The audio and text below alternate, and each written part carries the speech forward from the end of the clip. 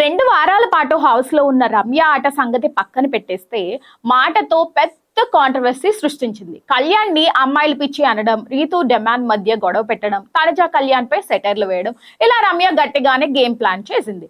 అయితే తనుజ ఫ్యాన్స్ దెబ్బకి ఇక హౌస్ నుంచి బయటికి పంపించేశారు. ఇక శివాజీతో బిగ్ బాస్‌కి శివాజీ గారు ఇంటర్వ్యూకి రాగానే రమ్య ఆన్ ద స్పాట్ రాగానే క్లాప్స్ కొట్టి సౌండ్ వచ్చిందా అంటూ శివాజీ సెటర్ వేశాడు.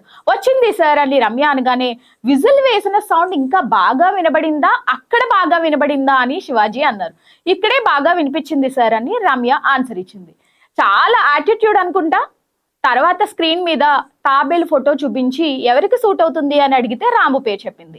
చీతా బొమ్మ కనిపించగానే గౌరవ్ అని ఆన్సర్ ఇచ్చింది. గౌరవ్ ఆర్ యూ ష్యూర్ అని శివాజీ అడిగాడు. బయట ఉన్నప్పుడు ఎపిసోడ్ చూడలేదు అనుకున్నానే, కానీ లోపల కూడా ఏం అబ్జర్వ్ చెయ్యలేదు అమ్మడు నువ్వు అని శివాజీ సెటర్ వేశాడు.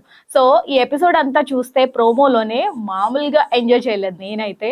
సెటర్ మీద అంటే మన లోపల ఏదైతే ఎపిసోడ్స్ ఆ అమ్మాయి బిహేవియర్ చూసి మనం అడగాల్సిన క్వశ్చన్స్ ఏవైతే ఉన్నాయో శివాజీ గారు అయితే ఇచ్చి పడేశారు. మీకేమనిపించిందో కామెంట్ బాక్స్ లో కామెంట్ చేయండి.